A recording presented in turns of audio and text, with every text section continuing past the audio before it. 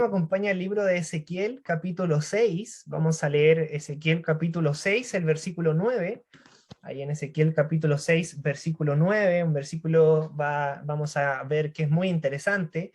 Y bueno, una de las cosas, hermanos, que personalmente más me duele en mi corazón acerca de mis pecados y de los pecados también que han habido en mi vida, es que a través de esos pecados el Señor se ha entristecido. Por ejemplo, usted ve de que el Espíritu Santo es contristado cuando nosotros pecamos. El apóstol Pablo escribe eso. Si usted lee los evangelios, ve cómo el Señor Jesucristo llora sobre Jerusalén cuando está en el Monte de los Olivos, Mateo 23. Él llora porque el pueblo de Israel no se había arrepentido, todavía estaba incrédulo, todavía no entendía acerca de que estaba ahí su salvación en el Señor Jesús. Y aquí en el Antiguo Testamento, en este versículo que vamos a leer, hermanos, usted puede ver algo muy doloroso acerca de nuestro Señor. Y quiero que me acompañe ahí en el versículo 9, Ezequiel capítulo 6, versículo 9.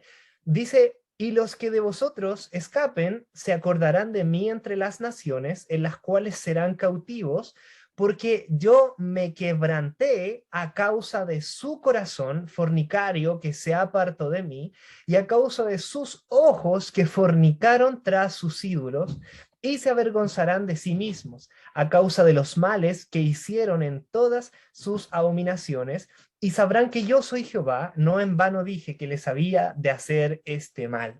Es un versículo muy triste porque encontramos a un pueblo de Israel, ¿no es cierto?, que está inmerso en diferentes abominaciones, había prevaricado, había escuchado la voz de Dios, la conocía, pero aún así desobedecía al Señor, ¿no es cierto? Estaban inmersos en idolatrías, ahí el Señor habla de fornicaciones, pero lo más llamativo del pasaje es que Jehová está hablando a través de Ezequiel y dice: yo me quebranté a causa de su corazón pecador, ¿no es cierto? Y de su rostro.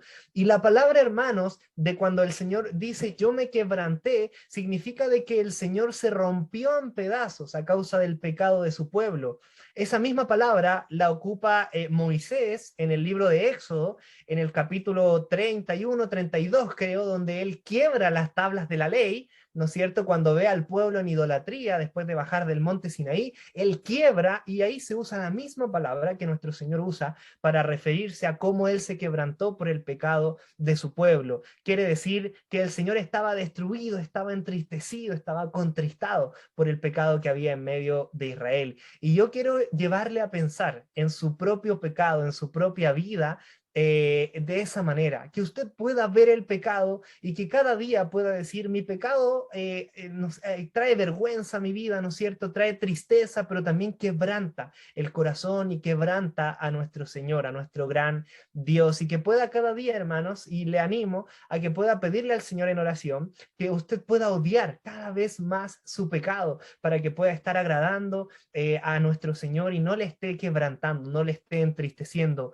Y una última cosa que quiero mencionarle, hermanos, está en Isaías 42, en el versículo 3, si me acompaña a Isaías capítulo 42, versículo 3, ahí está hablando Isaías acerca del Señor Jesús, acerca del Mesías, y el versículo 3 dice que este Mesías no quebrará la caña cascada, ni apagará el pábilo que humeare, por medio de la verdad traerá justicia. Cuando dice de que el Mesías no quebrará la caña cascada, se refiere a que usa la misma palabra, ¿no?, que estábamos viendo en Ezequiel, hablando de romper en pedazos, y de la misma palabra que también se usa en el libro de Éxodo.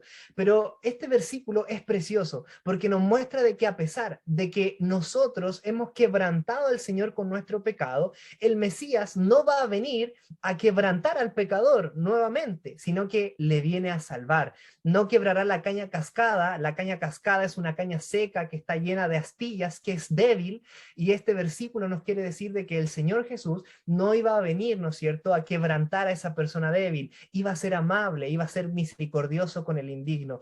Y eso, hermano, es algo precioso que usted puede experimentar y que yo puedo experimentar. Y le quiero animar a que todo esto, hermano, todo lo que el Señor Jesús ha hecho, todo lo que Dios ha hecho para poder salvar su corazón, muriendo en la cruz, resucitando, padeciendo la ira de Dios, nos lleve a no querer quebrantar el corazón de Dios con nuestro